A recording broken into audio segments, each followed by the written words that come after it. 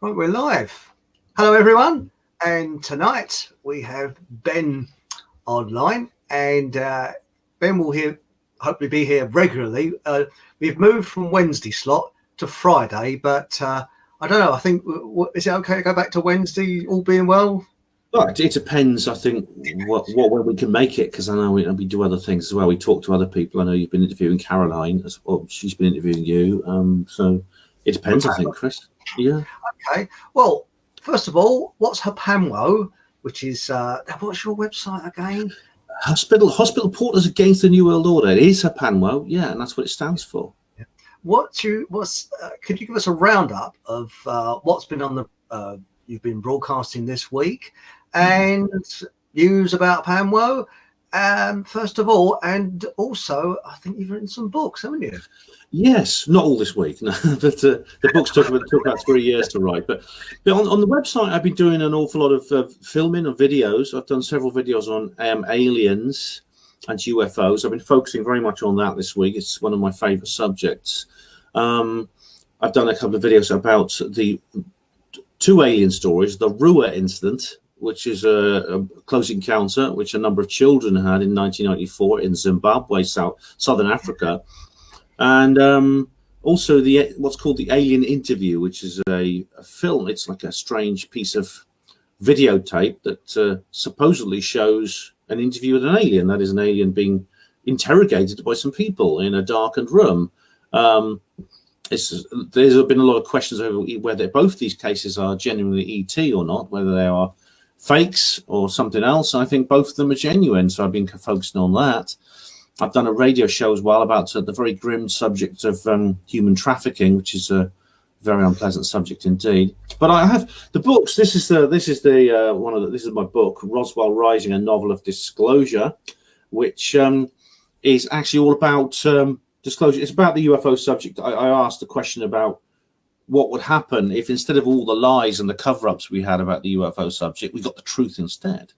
And when I started thinking about that, it led to a train of thought, which led to a story, which led to this book. And indeed, it's two sequels. It's a trilogy. There's Roswell Revealed, A World After Disclosure, and finally, Roswell Redeemed, Humanity After Disclosure. So you can get those at Amazon or anywhere else. They're £10 each.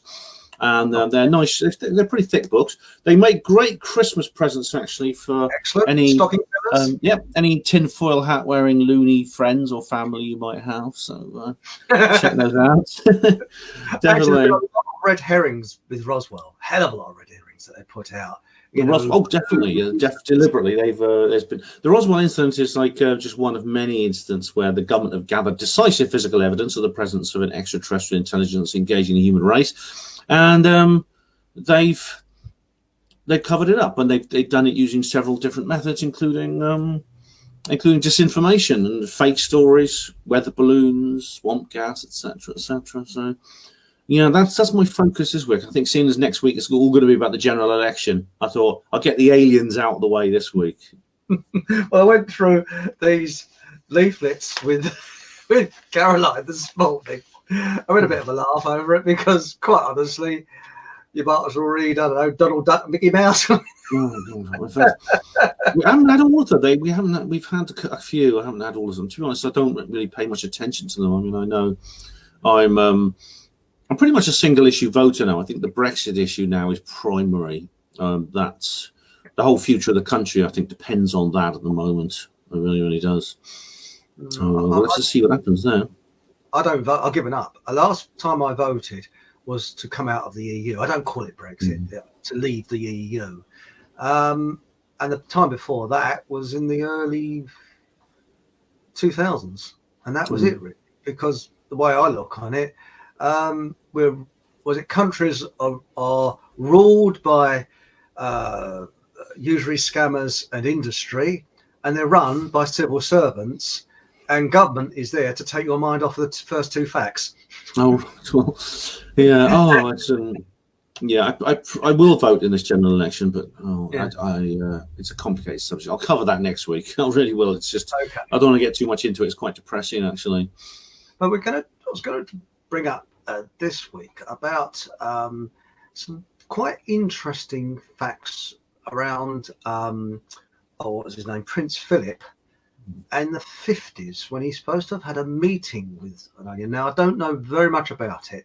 Can you fill in on this? Yes. Now, this is a very interesting story. Prince Philip, of course, is he's got a reputation for being a bit of a fool, a bit of a bumbler. And indeed, I mean, he's at the age now where he should really be driving a mobility scooter. He still drives his Range Rover around. In fact, a few months ago, he's involved in a crash where some people got hurt. But indeed, years ago, he did show a distinct interest in the UFO subject. I don't know if he still does, but he really, really did. And Timothy Good, who's one of the best ufologists in the country, has reported on this quite distinctly. And now most of the information we know about Prince Philip and his interest in UFOs comes from his equerry. The equerry is a kind of a personal assistant. And this was a man called Sir Peter Horsley. Now, Sir Peter Horsley is an interesting chap because he told a remarkable story. And he told this remarkable story as a person who is actually not, he doesn't fit the stereotype of someone who normally would. He's not like, say, me or you.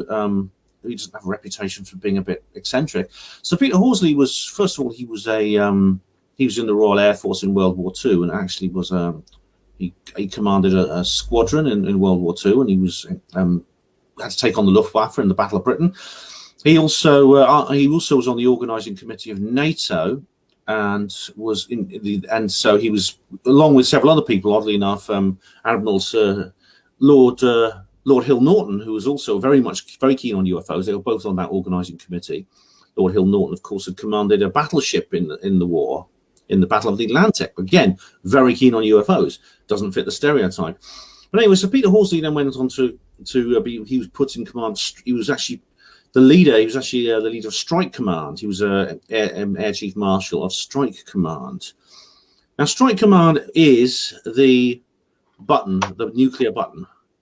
He was the guy who was basically in charge of Britain's nuclear deterrent in the 1950s. Now, that's not the sort of job anyone can apply for.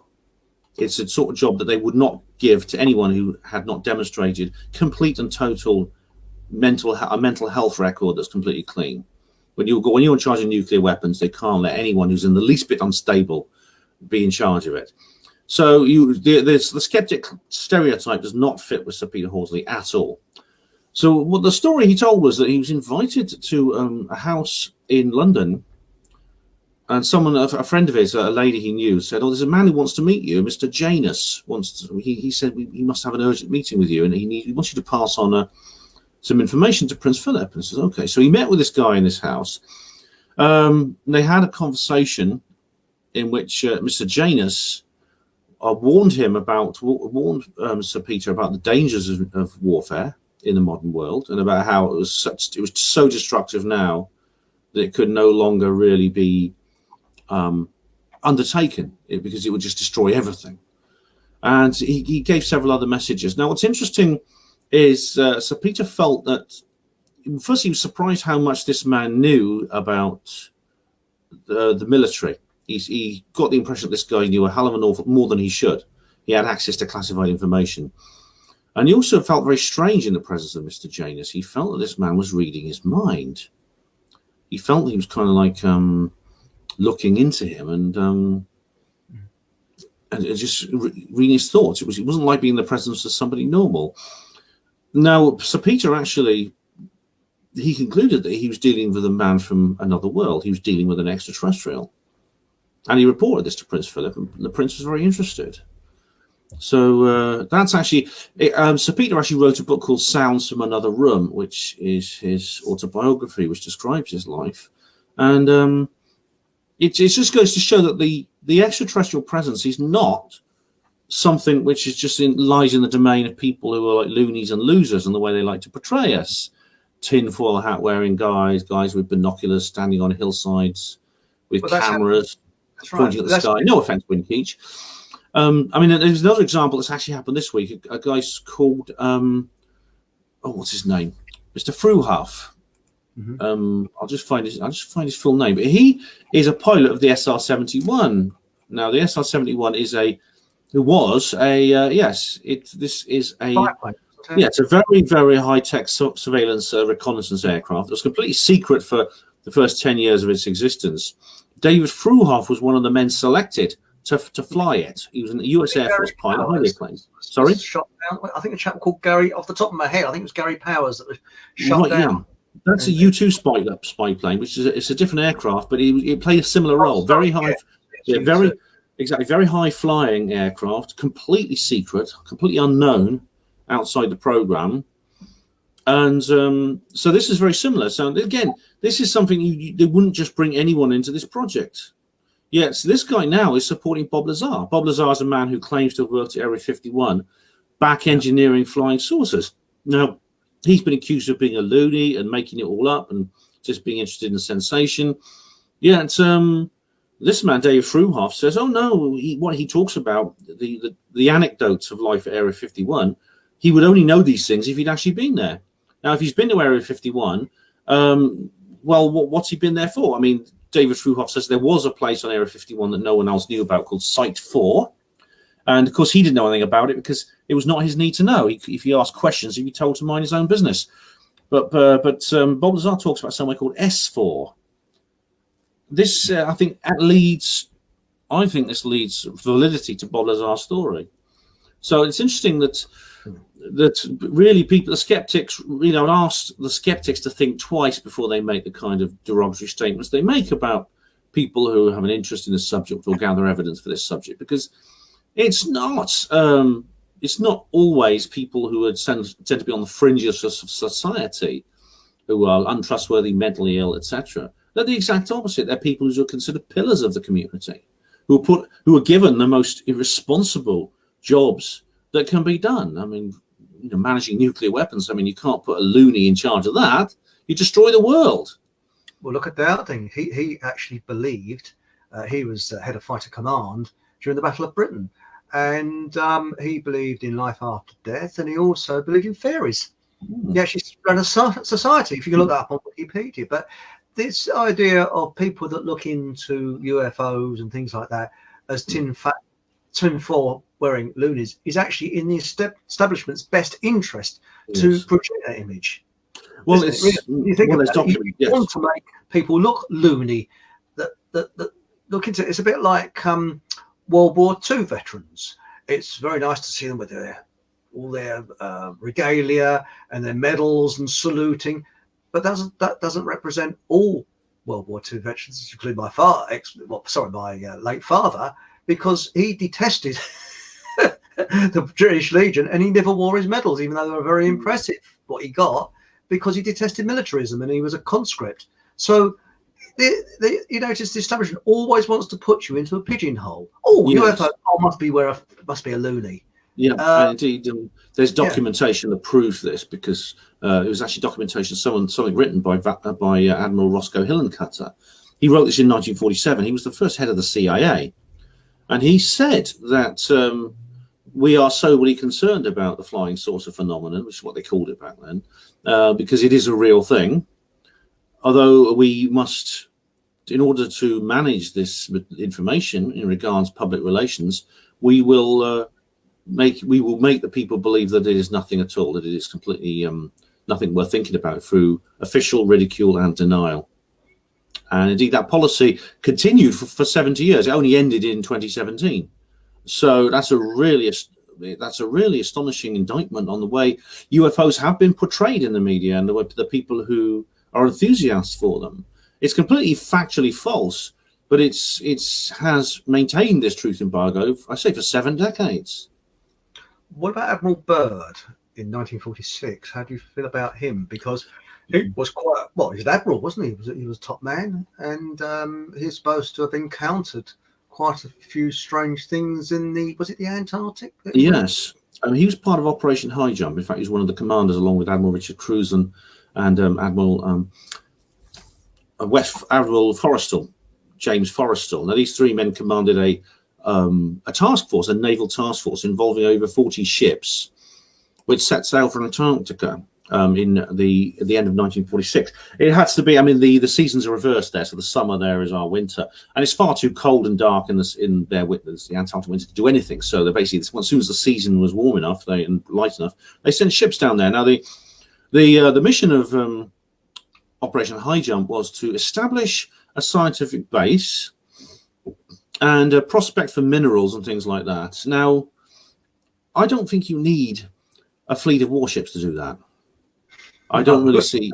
This is very odd, and indeed, it fits in with something I found out because I actually met a chap who said that he'd been sent to Antarctica in 1947 to 1948 as part of a military task force to attack a German base there, and I believe that Operation High Jump was the same thing. The reason was because some of the Nazis were hiding out in a place called New Swabia, because in 1938 there had been the German Antarctic expedition, which is where the Germans actually put a base on Antarctica. They sent a group of people down there.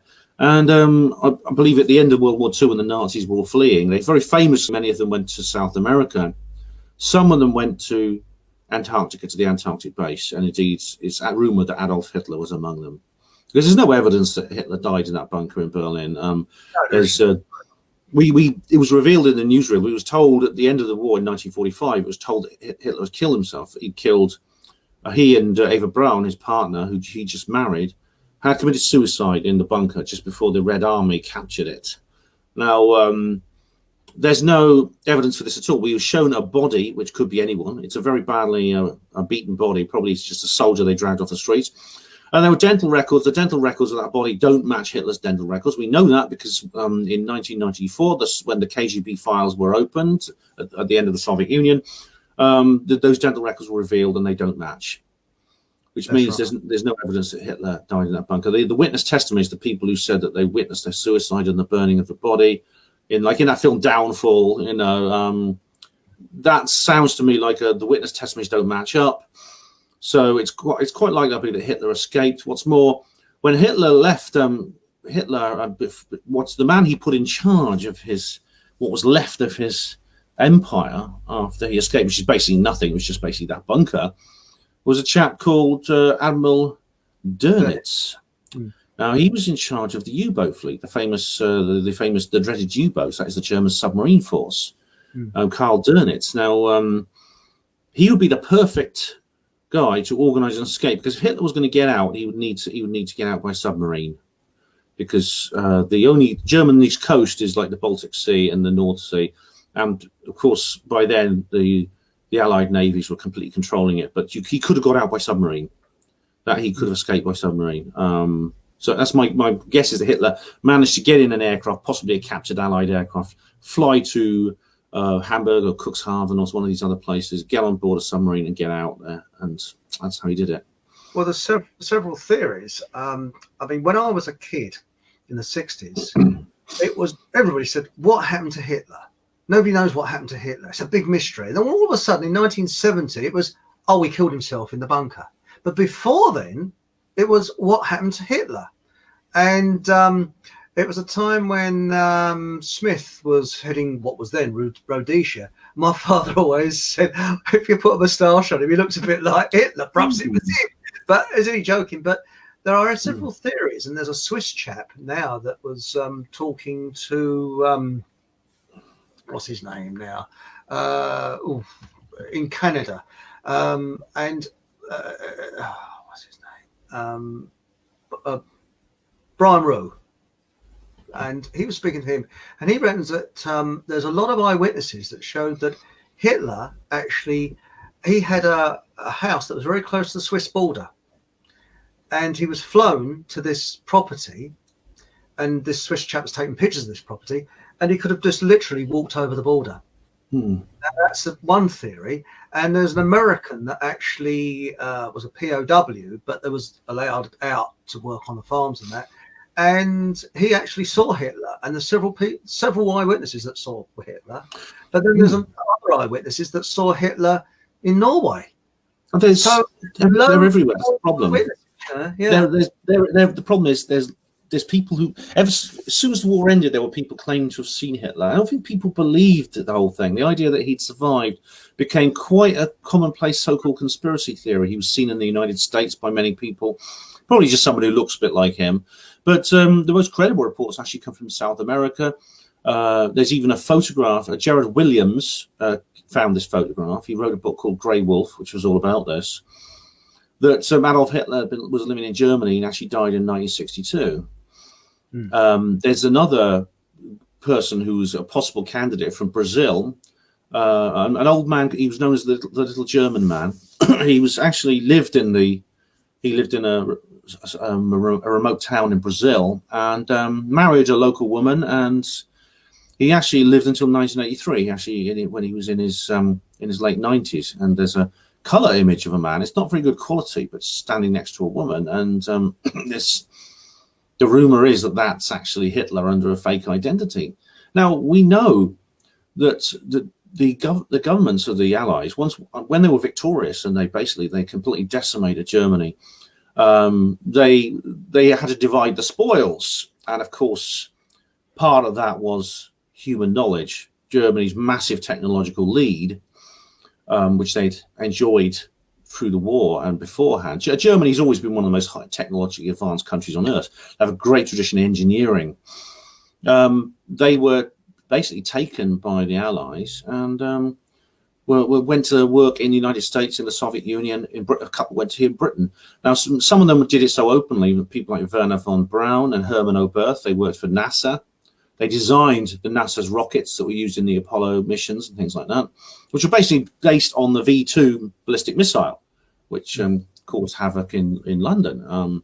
The rocket engine design is very similar. But there were others who were given fake identities. Then there's all kinds of rumors about what happened to them. But there's a chap called Hans Kammler. Now, if you ever go to checktheevidence.com, the Andrew Johnson's website, he's done an awful lot on that. That this guy was an SS general who'd been working on what was known as the Bell, or the Beehive, which was actually an anti-gravity craft. And this guy disappeared at the end of the war, and there's distinct evidence to suggest that he was sequestered by Operation Paperclip and was working in the United States under a false name to develop the anti-gravity propulsion and free energy power plants for the United States. And this, believe it or not, the Skoda factory in Prague, which today makes nice cheap hatchback cars, was used by the Nazi occupation of what was then Czechoslovakia as a production for what was known as the Haunebu craft, which was basically an anti-gravity craft, which looked very similar to a flying saucer as the extraterrestrial type flying saucers. Yes, what's your take on this theory? I mean, I remember back in the 70s reading that a UFO crashed on the outskirts of Berlin in, I think it was 1936, and German engineers back engineered it. What's your take on that? I've not heard of that.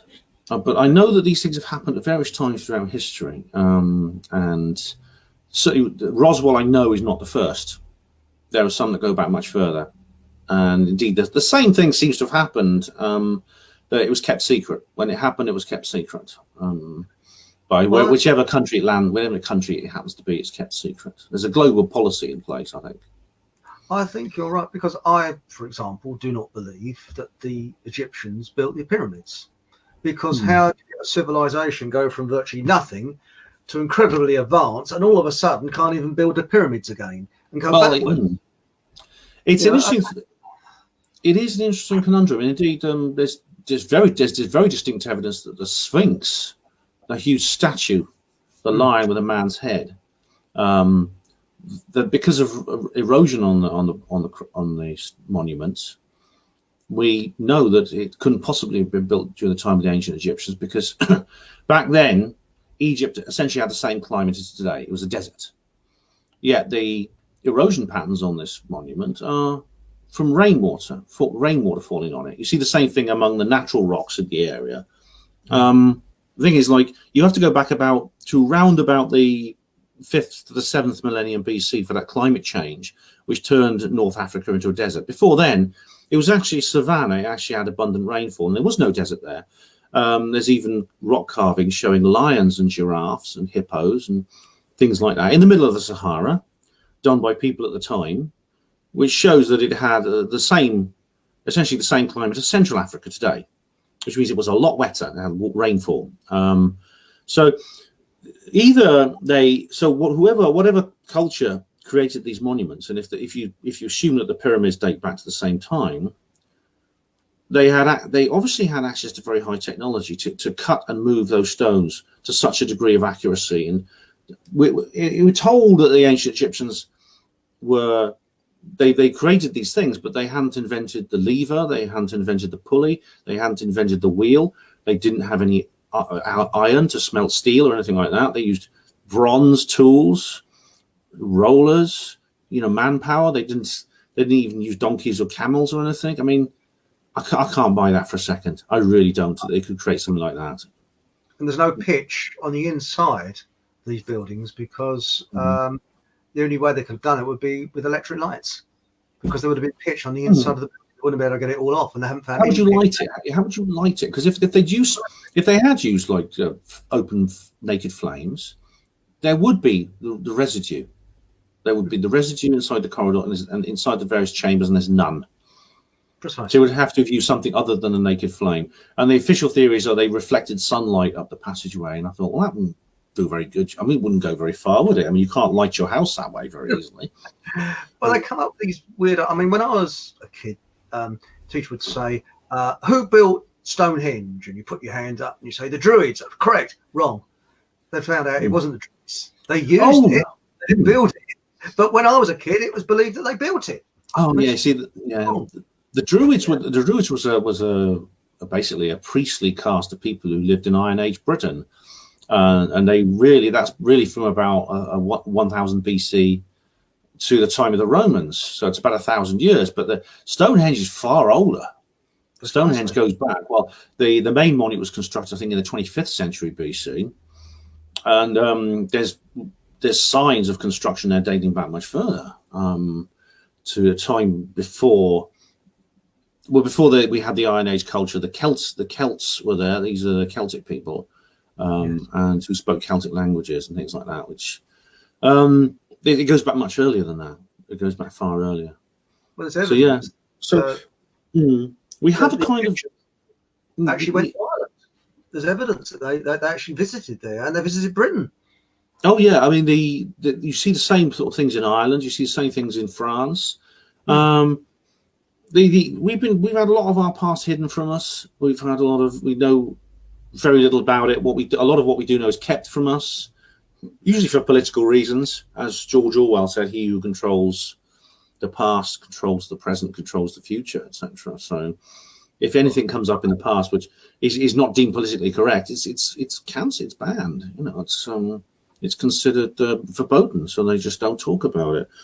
Well, I don't believe in flat Earth because the reason I don't believe in flat Earth is because I make sundials, and the geometry wouldn't work out if the Earth was flat. 52 degrees north. In Spain, it's 38 degrees, and as you go further north, you reach to 90 degrees, and it's just absolutely ridiculous. And I think that's been put out by the establishment to, again, muddy the waters, to make people look stupid. And there are people, there's a good friend of mine that believes the Earth's flat. But I'm sorry, no, I don't believe it is flat. It is flat. You've only got to see an eclipse of the moon. When the Earth goes in front of the moon, you can see the circle. I know the Earth is round. The Earth is definitely round. I mean, the flat Earth thing. I mean, like yourself, I know people who believe in the flat Earth, and I don't have a personal problem with them. I've actually done debates with people who believe in the flat Earth, and I believe I've won those arguments. It's being put as far as it being put out there. I mean, the current flat Earth idea, which I think you may call it a third wave flat Earth theory. It's the one that's emerged in the last few years. It can be traced back very, very precisely to a certain time and a place, and that is the publishing of a book by Eric Dubay in 2014. Eric Dubay wrote a book about it, which has been enormously influential, and basically it's all come from there. It's all come from that book. Now, from what I've seen, I don't believe that Eric Dubay or his book is in some way any form of psychological operation. However, those who do PSYOPs and things like that and are monitoring us psychologically I'm sure they would take advantage of this opportunity and see exactly what effect it has on people, this particular book and its influence. So you can bet there are individuals in the Tavistock Institute and the Common Purpose and the organisations we talked about in previous shows watching very carefully what we do to see how we respond to this obviously false story, and to see how basically check us to see how gullible we are. Unfortunately, a lot of people are. I mean, I don't, like I said, I don't object to it personally. I know someone who just he blocks everyone he knows who believes in the flat Earth, and he gets very angry with them. And I don't take that idea at all. I don't get angry. I've never done any of that for ideological reasons. If I block someone, it's because they're being obnoxious morons online. You know, I don't block them for any other reason. So I debate with these people, and I think I've won those debates. The Earth is round. I'm willing to stake anything on that. I agree with you 100%. I think you're right. But what gets me is that, for example, going back to what we were saying the other week, you know, about that aeroplane with all these streamers on it and things like that. What the tricks that, I mean, I don't know. Have you had any feedback on that? Has anybody mentioned anything about that? What I have had a bit, because I was talking to someone the other day about RAF Machrihanish, and this is I think you shared a video about it from that old guy with that very amusing, interesting YouTuber, old guy with sort of white hair. Britain's Area 51. Yeah, Scottish guy who does these interesting YouTubes. Now this is very interesting because RAF Machrihanish, you go and look for it. First time I went and looked for it, I couldn't find it, and if you on Google Earth, and officially it's known as Campbelltown Airport. But it's actually not a civic airport. It's actually it's a civic. It's not a civic airport at all. It is a highly classified military base, and it's really RAF Machrihanish is actually used for test flying and indeed for secret aviation operations and test flying experimental aircraft. They're very often classified. Their existence is denied, which means it is Britain's Area 51 because. That's what Area 51 is primarily used for. What's interesting is that several people in the area have reported triangular UFOs. Now, by UFOs, I don't mean things that look like they come from other planets. These are objects which move like airplanes. They have they appear to have aerofoil lift and things like that. So they're obviously human-made aircraft. But they're of a type no one's ever seen before. Very often they have like a plain black triangular plan. Someone actually saw one being accompanied by a tanker aircraft, a very recognizable type of aircraft. This guy's a plane spotter. And it was accompanied by a great big black triangle. That's what it looked like. It was flying alongside it. And it was very obvious this big black triangle was being refueled. It was in-flight refueling, which you see done an awful lot. But this was like the thing being refueled was like no aircraft I've ever seen before. And it's pretty obvious that this is like Aurora or some other kind of aircraft, it's basically the SR-71 or the U-2 of its time, of the current day. In a few years' time, it might be declassified and we'll know that it existed. But it's reported to be able to fly extremely fast. We're talking hypersonic speeds. That means up to Mach 5, which is 5 times the speed of sound, which means it has a very unusual kind of engine called a pulse explosion jet, I think it's called. But now I was talking to someone online about this, and this guy was saying, oh yeah, you know, there's a lot of talk about flying saucers. You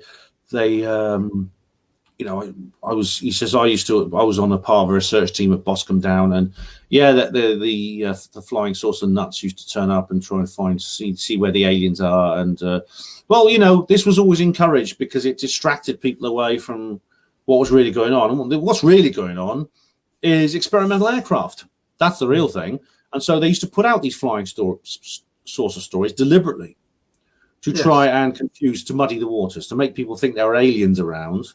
But in fact, there weren't aliens. What was really going on was this secret aviation project, this new reconnaissance plane. And the flying saucer stories was essentially a way of laundering that much more down-to-earth type of project. Now, this is not a new idea. In fact, it's quite a fashionable idea now. There's other people like Mark Pilkington and Brian Allen who've talked about this, about how they talk about the the mythology of modern UFOs, which is essentially a CIA operation that's been seeded into the public mind to try and cover up the real truth, what's really going on, which is these spy planes. Now, we know from when we were talking about Warminster last week that has to be true to a certain extent. They are. I mean, you talked about the guy flying drones with streamers over Warminster. Now, where I part company is that this somehow explains the entire UFO phenomenon. I don't see how it can. No, because it's a sideshow, isn't it? You know, I mean, it's a distraction, really, and to make people look as if they're loopy. Not only does it doesn't fit the evidence of UFOs, the entire evidence, the entire phenomenon of UFOs. It doesn't fit that. It doesn't. If what Pilkington and the others are saying are true, you wouldn't get that. But secondly, we can actually, on theoretical grounds, I think we can reject it because it's actually a rather risky gambit to draw someone's attention towards something for the ultimate purpose of deflecting it away. So think how many ways it could backfire. For example, you draw someone's attention towards something, say like Bob Lazar. Oh, according to this theory, you could say, well, Bob Lazar was basically, they got a new spy plane at Area 51 and they want to keep people away so they don't see this new spy plane. So what they do is they put Bob Lazar out there to make up stories about how he was dealing with UFOs, and that will somehow reduce people's interest in Area 51. Well, it hasn't, has it? No. In fact, Bob Lazar's put Area 51 on the map. And a lot of the people who go there looking for aliens now, they're going to go looking for aliens, but some of them might see the spy plane, and some of them will know that it's spy planes they're looking for. So this is why this whole theory breaks down. I mean, if I had a secret spy plane program, I wouldn't put guys out there saying, "Guess what? There's flying saucers on that base over there. There's aliens. There's aliens there, and all kinds of back engineered craft. Go and have a look. Go and have a look. Yeah, there's not a spy plane. It's aliens." I wouldn't do that. I just keep my mouth shut about the whole thing. Well, I believe it's somewhere else. I don't think it is Area 51. I think it's somewhere. It's spread about. I think the aliens are spread out. Is a red herring. There's probably stuff there that it is somewhere else. I mean, a perfect example is look what happened at Greenham Common. They said that the nuclear nuclear armaments were at Greenham Common. They weren't. They're actually in Norfolk, weren't they? Benwell's Woodbridge in Suffolk. Benwell's Woodbridge. Yeah, they were there. They weren't actually in Oxfordshire. Well, they had a very. Area 51 is a red herring. I think there is, and because you notice they mention it in Hollywood films. Yeah, it's like all being put because it's probably somewhere in the Rockies in Canada. It could be, well, it wouldn't be Canada, but somewhere completely where you would least expect it. Well, you know, it's funny. Area 51 does seem to be a kind of generic. It's got a generic popular cult status now. It's not. I mean, you mentioned Greenham Common. It's true. I mean, they did have some nuclear warheads there, but only a few. There was a couple designed to be put on cruise missiles. But the main arsenal was on Bentwaters Woodbridge, and then oddly enough, then in 1980, the whole thing with the UFO there exposed the whole thing. It exposed the entire plot. But I mean, it wouldn't surprise me if there are aliens or something related to extraterrestrials on Area 51. It wouldn't surprise me if they're there, because after all, it is a highly secretive location. There's no way anyone could get in and see them without getting shot. But I don't for 1 minute think it's only Area 51. It's certainly not. It's probably spread out among a number of secret locations. I mean, there's talk about Dugway Proving Ground in Utah. There's San Catalina Island, which is a very secure location because it is an island off the coast of California, and islands are naturally geographically very defensible. And you can't. No one's going to storm that unless they manage to get hold of 1 million boats. I mean, San Catalina Island is very secure. There's probably something going on there related to ETs. It's probably spread out among a number of bases. But I mean, I wouldn't call Area 51 a red herring. I'd just say it's kind of a generic. It has a generic status for something that probably exists in many, many locations across the country and beyond. So, but yeah, I mean, obviously possibly the public attention towards Area 51 might have influenced them to move the infrastructure somewhere else. I don't know. There's no way of knowing. We can just speculate. That's right. And I think that Hollywood works hand in glove with the military. They always have done. Yeah. And I think they like to push different things. I mean, for example, when Stanley Kubrick made Dr. Strangelove, the military were all keen. Yes, okay, we'll provide you a B-52 and blah blah blah. And then when they found out what the film was about, they told him to, excuse my language, told him to politely sod off.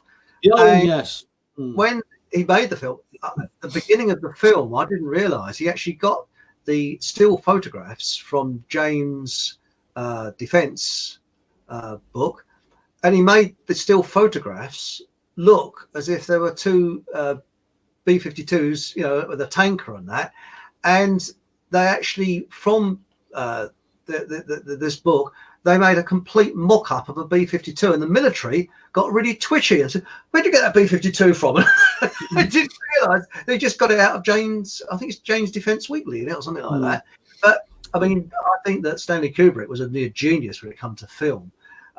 And whether he was involved with the moon hoax or not, I don't know. But but I think that's another subject. We'll put that one aside for another day. But that's a good question. That the military, it's in their interest, and it was the same with Great Britain during World War II and in the Cold War. The film industry got a lot of stuff from the military, and it helped to recruit, because they reckon that with a lot of these films in America, they have, if there's a film about, what was it now? That one about aircraft, I can't think what it was now, but they had recruiting offices at the cinemas. So if people came to the cinema, they'd go and join the Air Force, Navy or Army. They catch you when you're vulnerable, that sort of thing. But yeah, you're right. The government, and it helps with Hollywood. I mean, they will help a filmmaker who they believe is giving out the right message. But they do want to review all scripts. They want to review all production designs. And indeed, with Stanley Kubrick, they told him Dr. Strangelove is not the kind of thing we can put our support behind, because it doesn't portray the country. It doesn't have the right political message. And indeed, Dr. Strangelove is a satirical black comedy about nuclear holocaust. It's a great movie, very funny. Yeah. And indeed, there's been some right in here. This is a war room.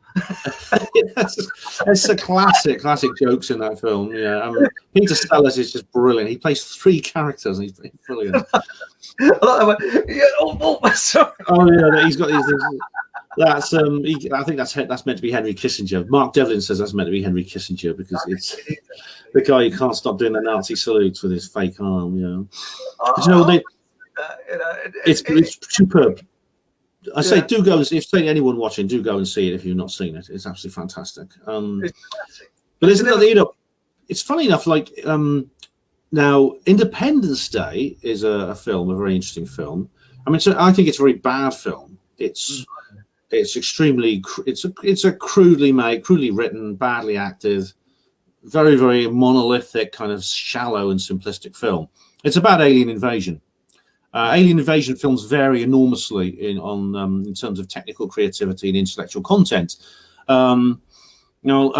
This one is one of the bad ones. But the message it gives out is these evil aliens come and land, and they try to destroy the world, and the brave humans have to save the planet. And but the interesting thing is that at one point one of the characters says, "Yeah, but you know about this already. You've captured these things. You've got them from Roswell, didn't you? And they're at Area 51." Now, and then a lot of the film actually takes place at Area 51. A lot of it's set at Area 51. The thing is, like when Roland Emmerich, the director, went to the U.S. Department of Defense and asked for help in making this, providing possibly some hardware and stuff like that, and some extras from the army, they said, "You will do it, but you have to remove all reference to Area 51. You must not mention Area 51."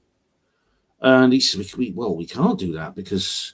It's an essential part of the plot. I mean, it would have been easy to get around. He just, I suppose, has to make up an imaginary name for a base somewhere. But they chose to stick with Area 51, and so the Department of Defense then withdrew its offer of support. So they had to make that film again, like Kubrick. They had to make it without the without the support of the Department of Defense. I mean, Neil Sanders has written a lot about this in his book, Your Thoughts Are Not Your Own. I think it's volume 2 of that book. Very good book. They're both volumes are very good. And so check those out.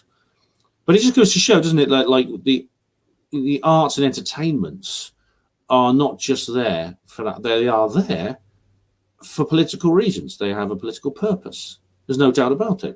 I mean, as it happens, Independence Day, I think, is a piece of propaganda.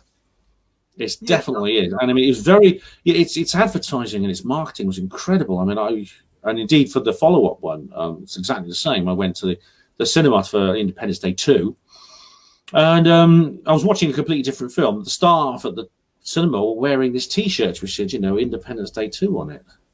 They were all wearing T-shirts, the staff at the cinema. So that just goes to show how enormously important that film was. I think. I mean, for that amount of marketing, that hype. Yeah. I wonder how he raised the money for that. It's rather interesting, and I mean, a lot of these films, you think, well, how did they get made, and I think that when you look at, for example, going back to the moon. Well, I don't believe they landed on the moon, but but when you look at, I mean, I think the reason we had the moon hype was because of the Vietnam War, and you notice that when they're supposed to have landed on the moon, that all ceased when the Vietnam War came to an end. Why? Because it served its purpose. It taken their people's minds away from America that was losing that war. But that's a contrived war. But again, that's for another program. But I think that it is used very much to control people's thoughts and feelings. Yes. There was a film called Roots. Do you ever remember that years ago? I think it was in the 70s. Arthur Haley, I think. Was it Arthur Haley? Was it about? It was about a family of slaves, I think. That's right. And one captured. And it all put white people into a very bad light, as if we hated black people and we did nothing but like to enslave them.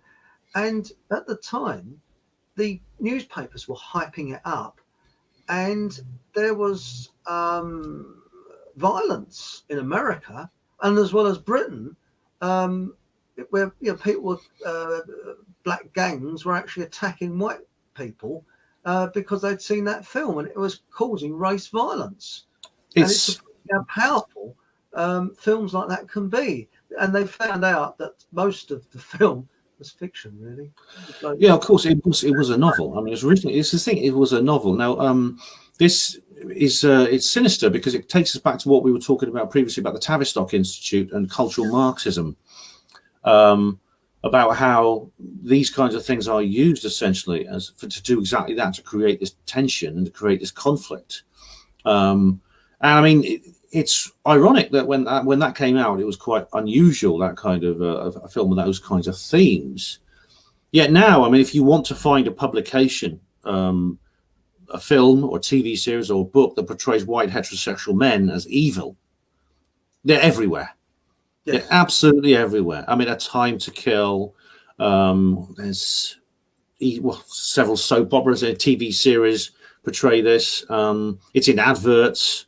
There's that Gillette advert which has all these nasty, evil white men being horrible to women and things like that.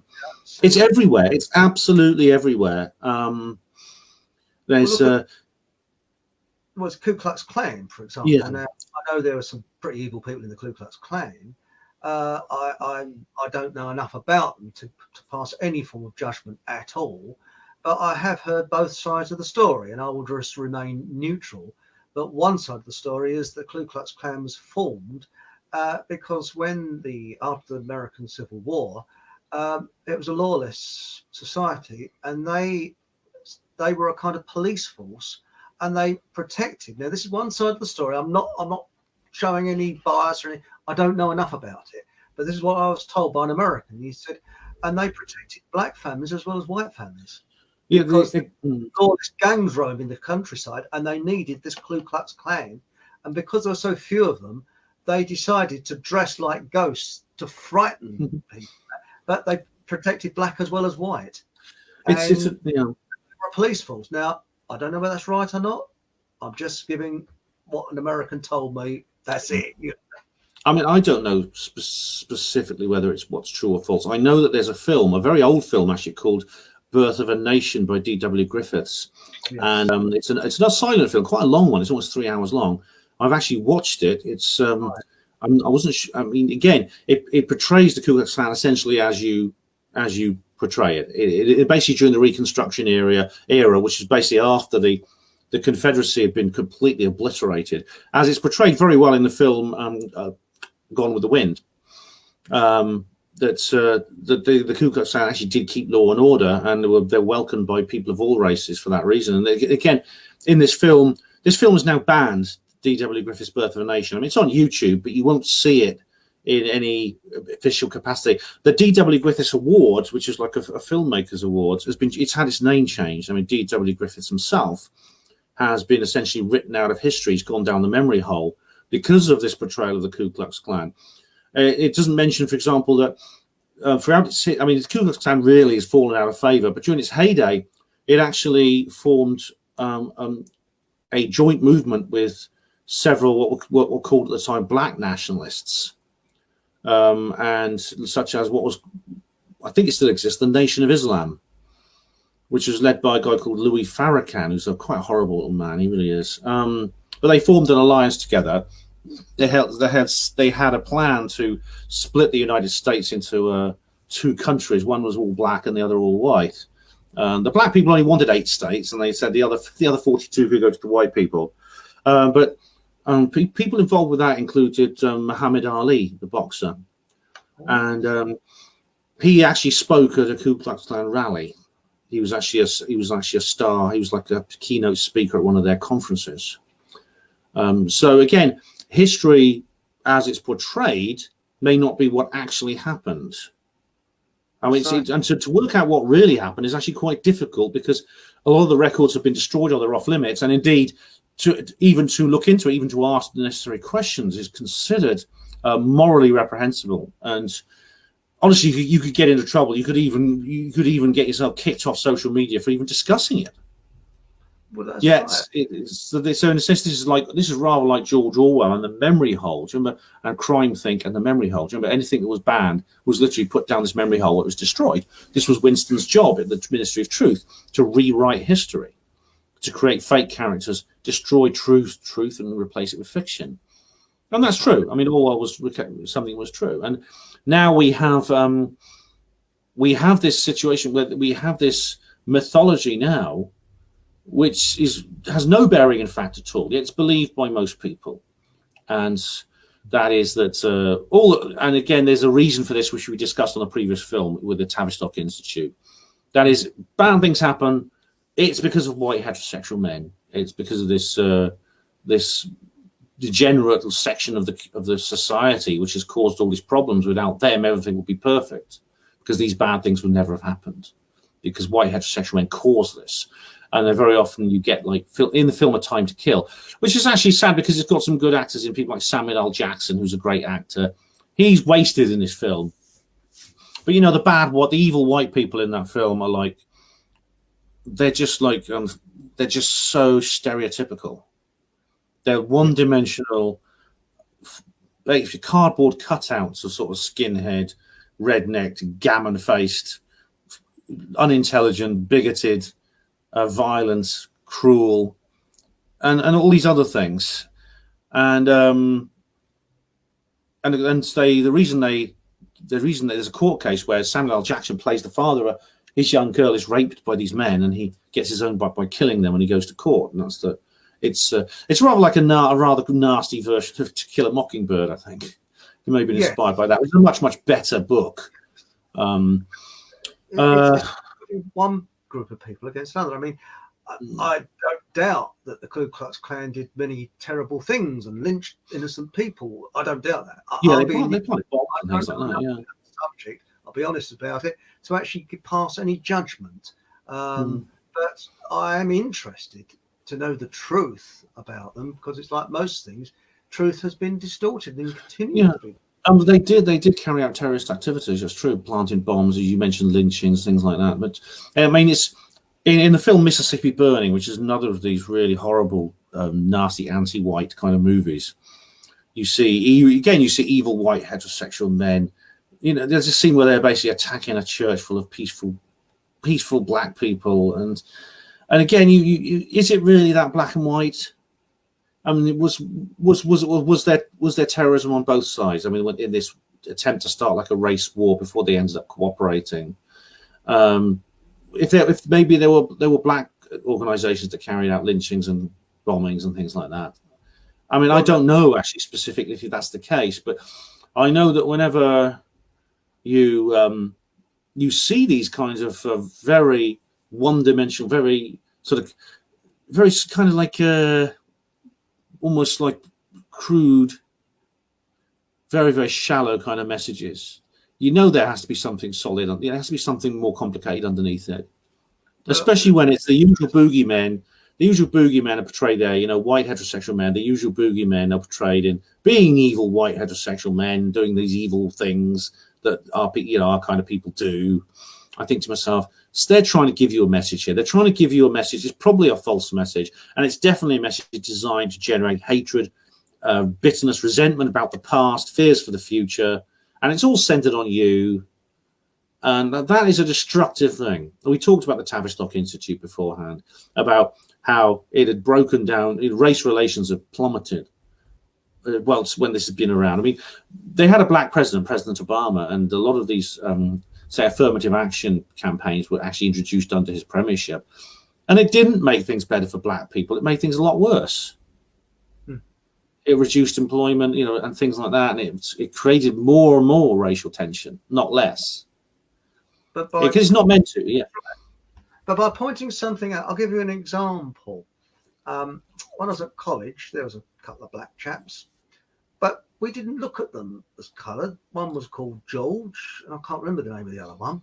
And it was just George. I was George, And we had to write out this thing, and it was the early days of, what colour are you, and this, that, and the other.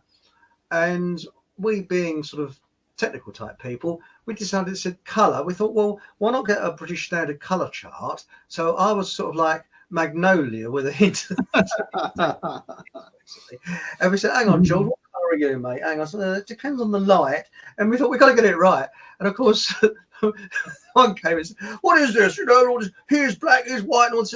But the thing is that when supposing, I don't know, you're from Oxfordshire, supposing it was taboo to say anything about Oxfordshire. So if I said something about Oxfordshire, that would then make you into a different person, because I'd say, well, I've been to Oxfordshire. Oh, it's a nice place. So, you know what I mean? It's a kind of, it's making a person different when they're not. I mean, George was born here. He was, I think, third generation here. He spoke with a Cockney accent. I mean, he was as English as anything. But he wasn't black to us. He was George. But when this form came round and this woman came in to give us ticket off to take in, excuse my language, piss, basically, suddenly we all became, you know what I mean? We all, yes, this is black, is white, because we said, well, you're black. Fella next to, I always remember this. He said, that's funny. He said, I thought you were Scottish. You didn't tell me.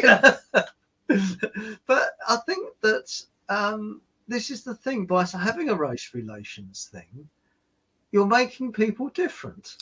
You're making them. Yeah, it's pointing them out. Oh, you mustn't say they're black. You mustn't say that. But if a person's a nice person, that's all that really matters. If they're an obnoxious, that's how it should be. I mean, I don't like that chap who was the head of race relations. What's his name? Chris something or other. Christopher. I don't know. I mean, it's a horrible profession. It's a growth industry, unfortunately. But we were talking about this on the previous show about how you have a community of people, or it's a workplace or a local community. Everyone's getting on fine, and then the common purpose move in with their various workshops, and before you know it, the white people are coming out with their heads bowed in shame because of and feeling guilt, and the non-white people are coming out feeling belligerent and put upon and feeling like they've been harmed and that they have to blame all these white people for it. And it's because they've had their head filled with this cultural Marxist gender studies nonsense, which is now the staple diet of university students, which is why if when these people start behaving like this, you can bet they've been on one of these courses either at university or it's things organised by Common Purpose and the Tavistock Institute and the Fabian Society and these various other fifth column psychological Orwellian think tanks. And it's a really sad thing because it's actually avoidable. I mean, not only is it avoidable, it's something that wouldn't even happen. You could have you should say 3 generations of black people who not only have never been slaves, they've essentially lived a life like everyone else has, and none of them have ever complained about any treatment they've received until they've been on one of these courses. And then the mind controller in charge of it, who's got all these degrees from the Tavistock Institute and things like that, and been on all the courses at the Tavistock Institute and other places like that, will basically manipulate their thoughts and feelings to make them, quote, understand things they've never seen before about their oppression, which means basically put ideas in their heads which shouldn't be there about a non-existent oppression.